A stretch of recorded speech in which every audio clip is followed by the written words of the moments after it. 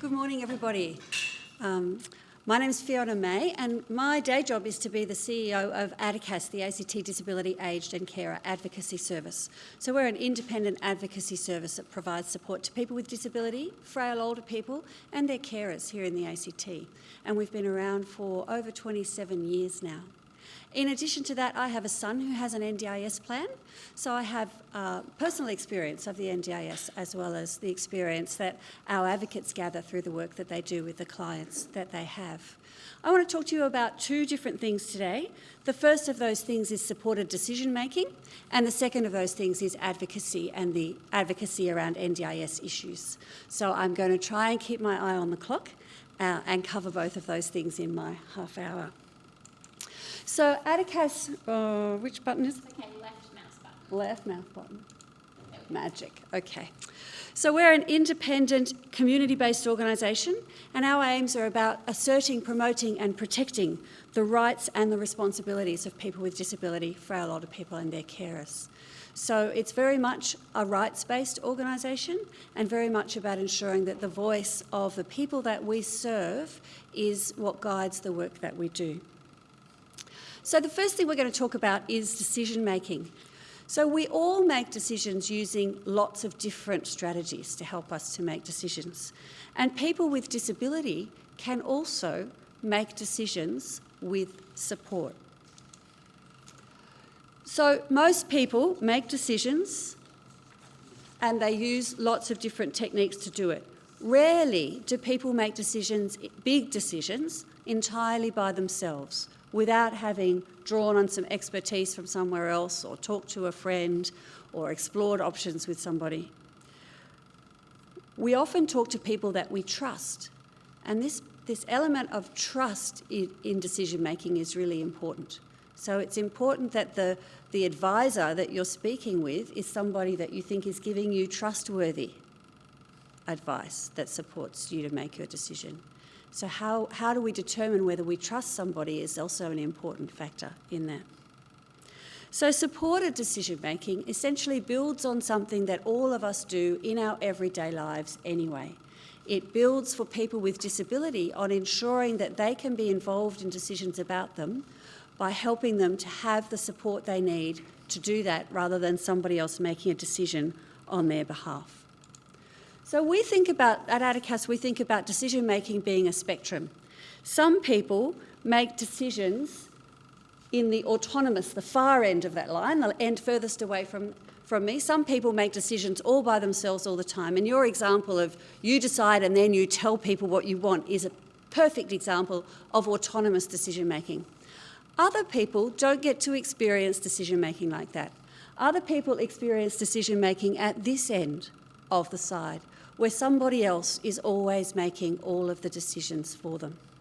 So we at ADACAS work with lots of people whom we discover that they actually get to have very little say in the way their life is lived. They might not get to choose the clothes that they wear, they might not get to choose who they live with, they might not get to choose what they eat, they might not get to choose where they work, they might not get to choose where they live. All kinds of really important decisions, as well as really small decisions, that they don't have a say in. There is a United Nations Convention on the Rights of People with Disability, and that convention says that every person has the right to make decisions, and that we as a society need to be providing the support a person might need in order to be a decision maker, rather than taking away their right to be a decision maker.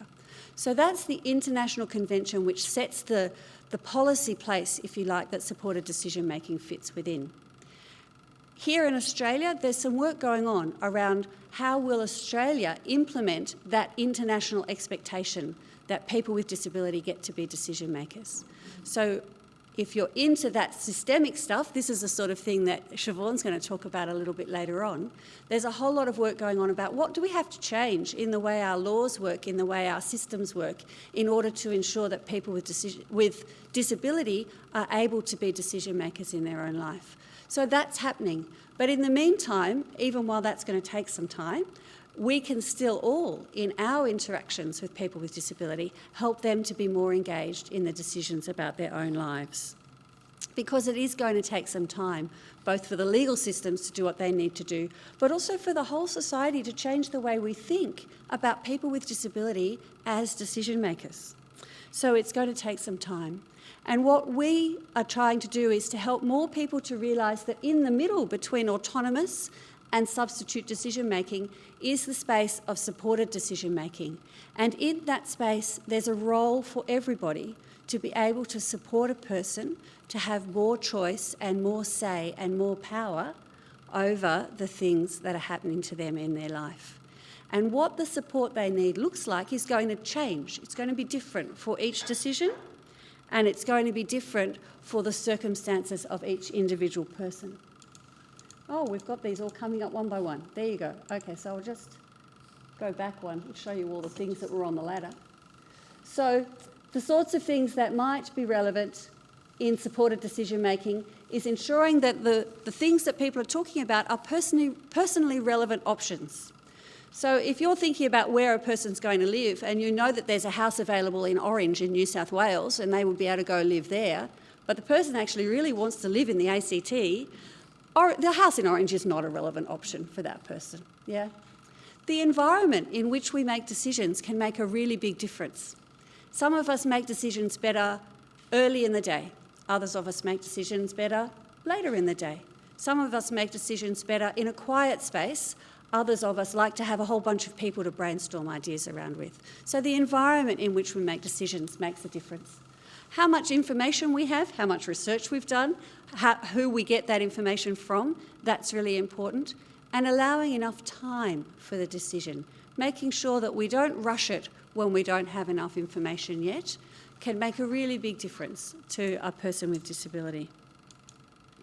So we all have a role, I said before, in being able to support people with disability. And the sorts of things that we need to think about include these. So with support, some people with disability might be able to engage in decision making fully, and it's just that in their experience so far there hasn't been someone around to provide that support to them.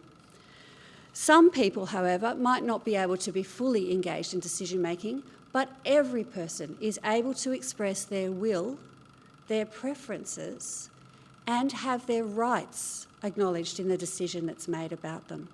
So we talk about will, preferences and rights because we can find those things out based on a whole lot of other things besides just asking somebody their opinion. But we can learn a lot from making sure we pay attention to the ways in which people communicate about what they like and don't like. And we can use that to inform the decisions that we make in the future. So support is decision specific. The sort of support you need to decide what you're going to eat for dinner is going to be different from the sort of support you might need to buy an expensive pair of shoes, or to choose where you live, or to choose what you do for a living. So the support is very specific to the decision. We can't assume that the same kind of support is going to work for every decision. Support needs are time specific. So it might depend whether the person's medication is newly in their system or wearing off as to what level of support they might need.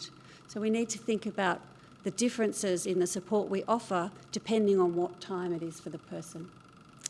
Support exists within a community and cultural context, and this is where we really need to have community change about what we believe are the rights of people with disability, and it's going to take a long time, unfortunately, to achieve that. And substitute decision-making should only be used when supported decision-making has gone as far as it possibly can. And it should be informed by what we've learned in the process of trying to support the decision, particularly that will, preferences and rights.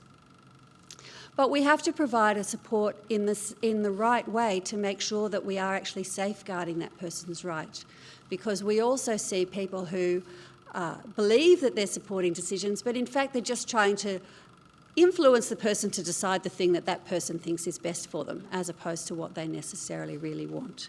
So it's very important that we do provide support in the right kind of a way. So the people who are affected by a decision should all be part of understanding what the decision is and what the impacts of the decision are going to be, and making sure that the person with disability knows how their decision is going to affect other people and takes that into account in weighing up the pros and cons is important.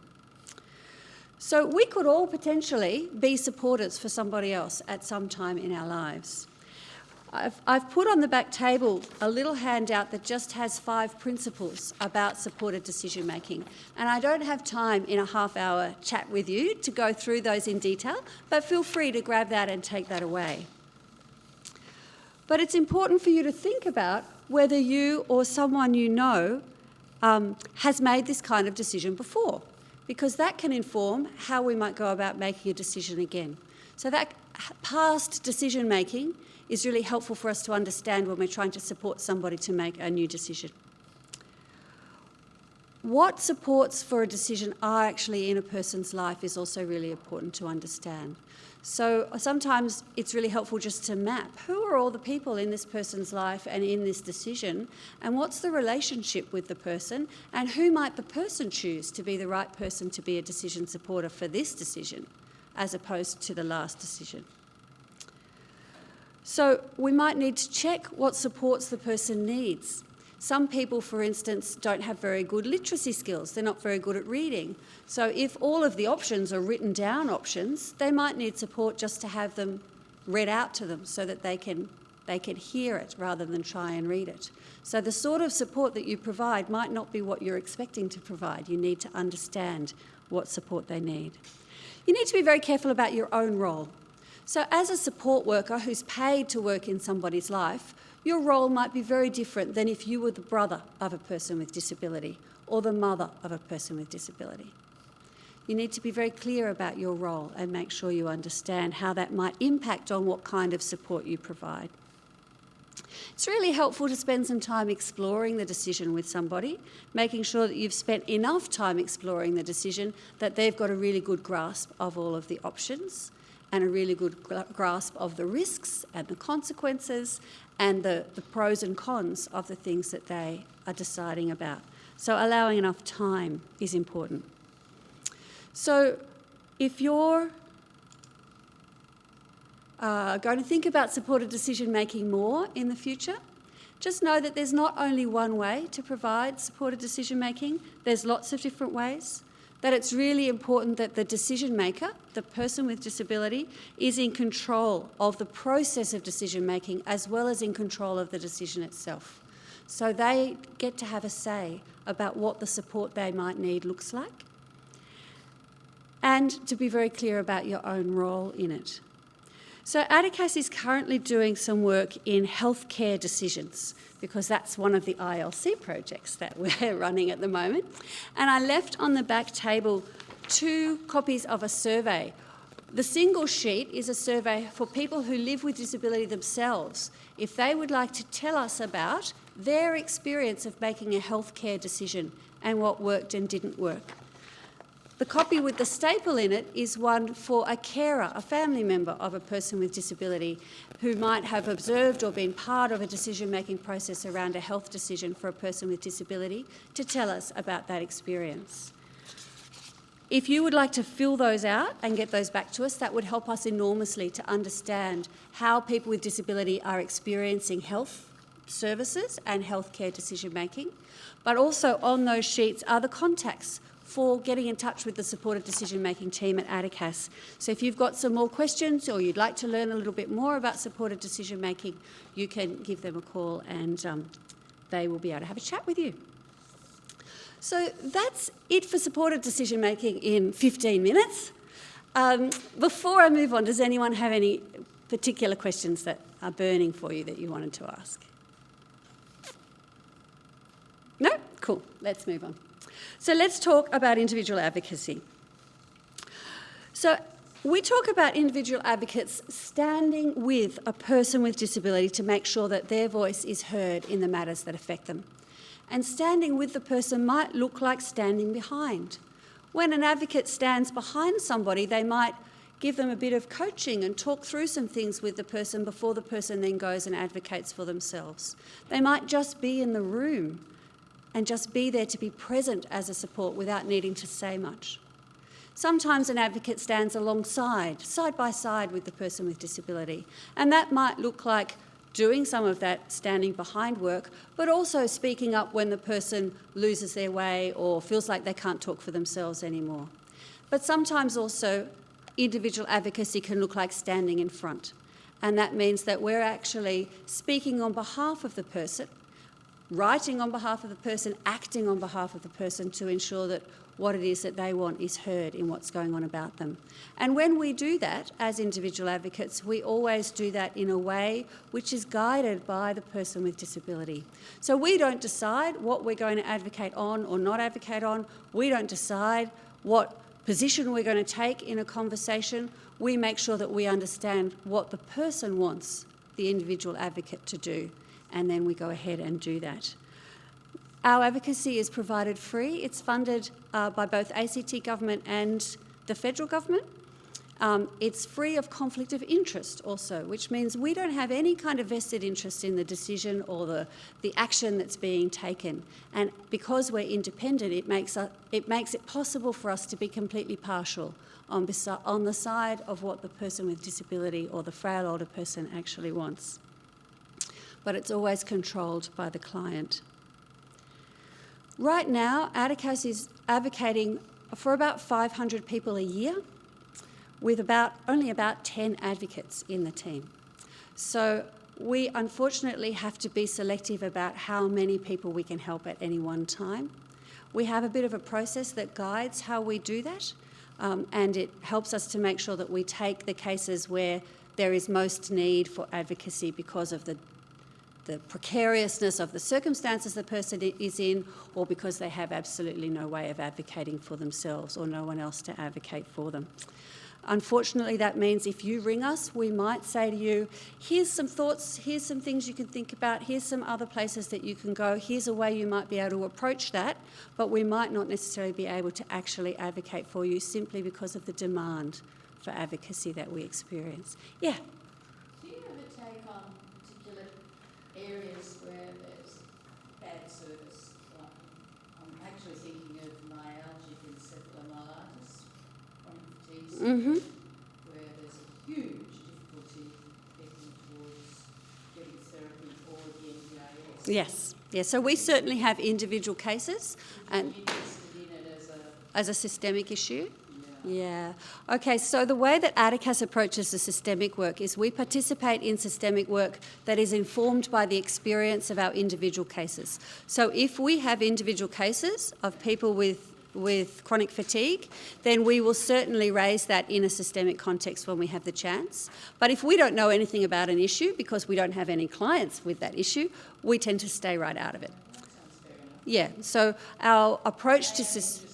Yeah. The system being exposed Yeah.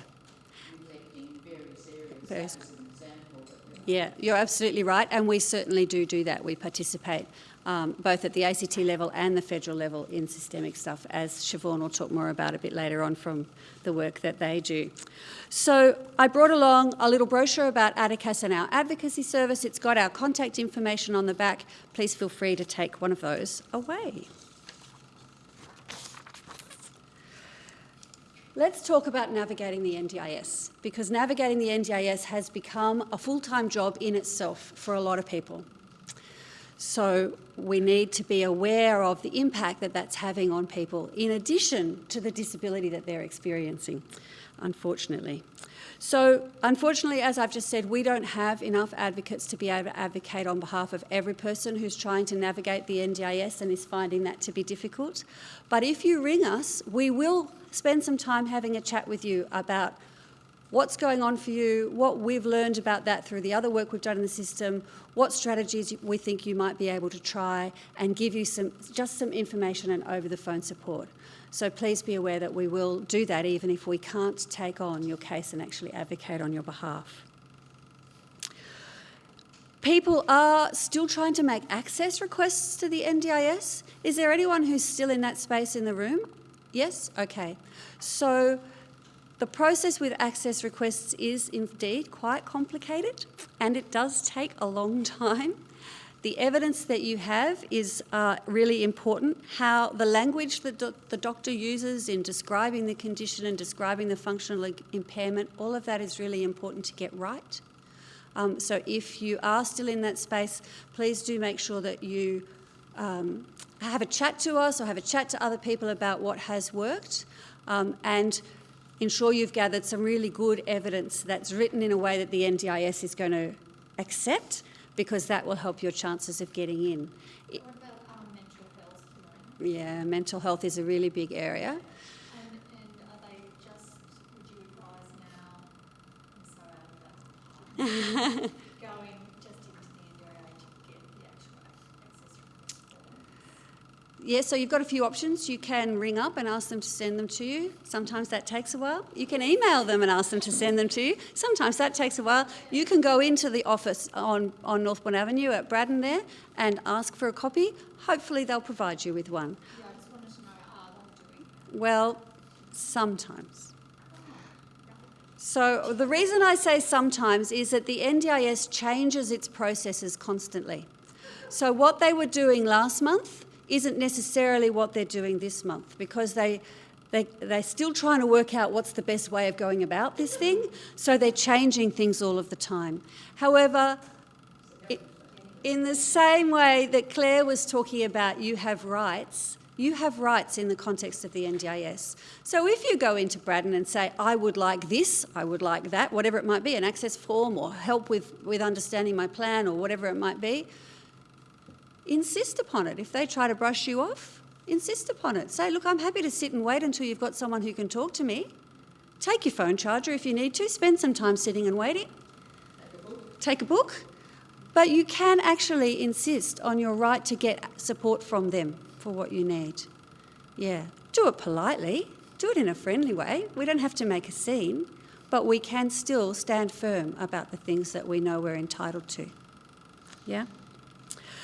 So you can get some support for making access request decisions from organisations that are funded under the Community Assistance Support Program, which is called CASP for short, CASP. Those organisations are funded by the Department of Health, and one of the things that they're able to do with their funding is to provide support to people who are not yet in the NDIS and need some short-term support, but they can also help with getting longer-term support.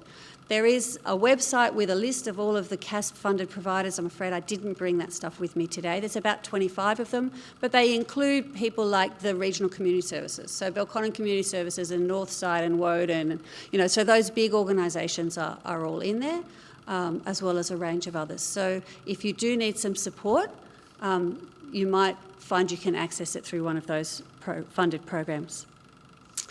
Annual planning meetings is something else that people ask us for support around a lot. We know that at the moment, the things that you had last year in your plan doesn't necessarily mean you're going to get them this year in your plan, that their reasonable and necessary decision-making changes all the time, and what was reasonable then might not be considered to be reasonable now, and that it's very scary for people going towards those annual planning sessions feeling very concerned that they might lose things that they've come to rely on. So go to those annual planning meetings with somebody. You don't have to do it alone. Make sure that person knows what support you want them to provide. Do you want them to just write down everything the planner says and every question that they ask? Do you want them to speak for you when you get so upset about what's difficult in your life? Make sure they know what kind of support you want them to provide. And make sure that you go to those meetings with lots of evidence of what's working to achieve the goals that were in your last plan, so that the NDIS planner understands how important it is that you keep having the things that are working for you. And remember that if you're not happy with the decisions, you can ask for the decision to be reviewed. So there are a couple of different ways that the NDIS goes about reviewing decisions. In the legislation, there are two ways, but there are more ways.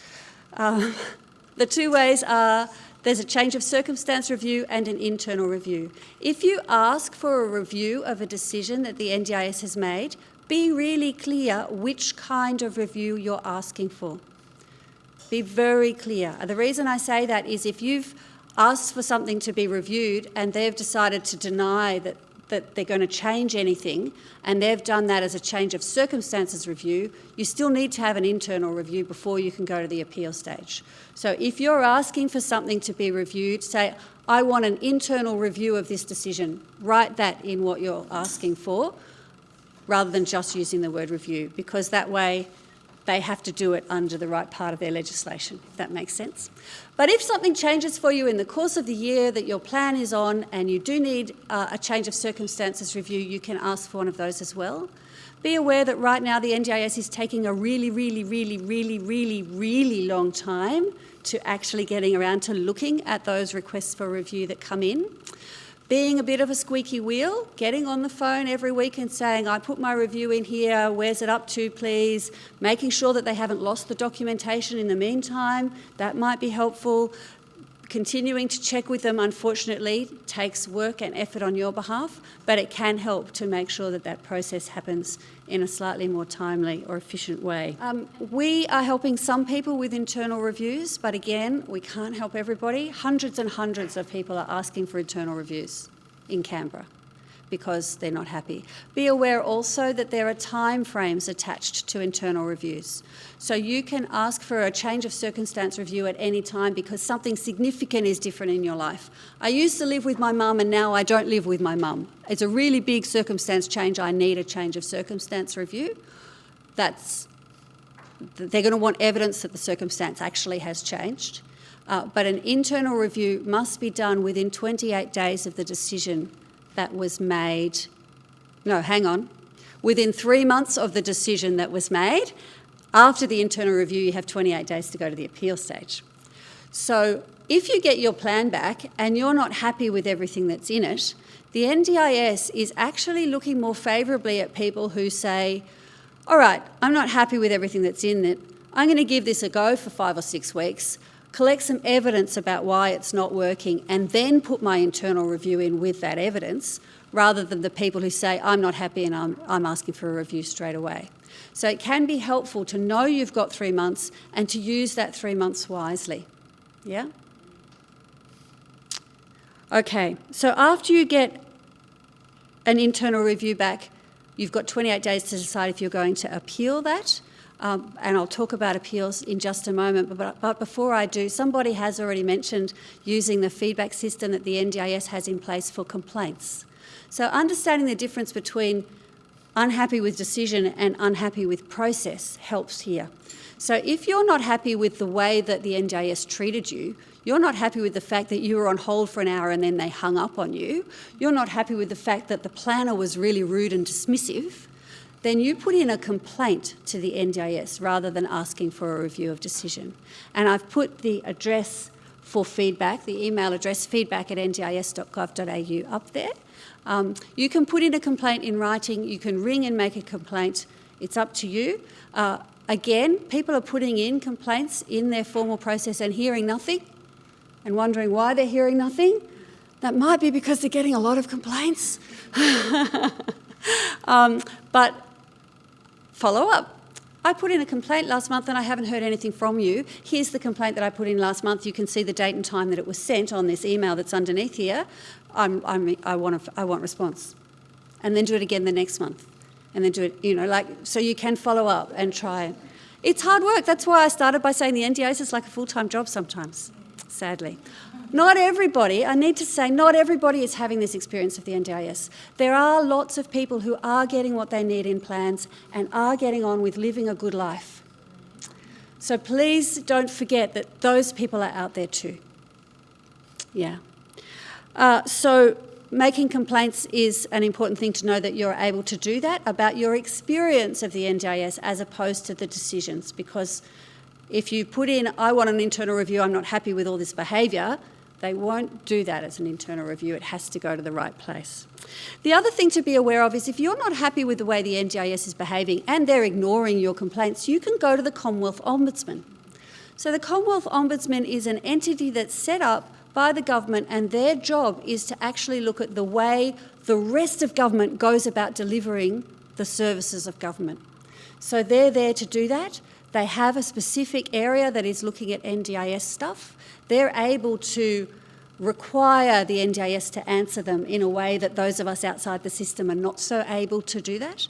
They might not be able to take on every single individual complaint, but if they get a whole bunch, they'll go to the NDIS and look at that as a systemic kind of a thing. So the Commonwealth Ombudsman is keen to hear your experience of interacting with the NDIS because it can inform the influence they have over trying to improve that experience. So just be aware that that is an option for you. And finally, before I move on to appeals, the thing I want to mention is that if you're not happy with the service provider that you're paying out of your NDIS package, the agency is not going to help you at all with that. So if you're not happy with your service provider, you need to use those internal complaints mechanisms to the service provider themselves at the moment. Inside the ACT government, the Office of the Human Services Regulator might also be interested in hearing about your experience of service provision by a disability provider here in the ACT. They might be able to help. In about 12 months' time, in the ACT, we'll have access to the new NDIS Quality and Safeguards Commission.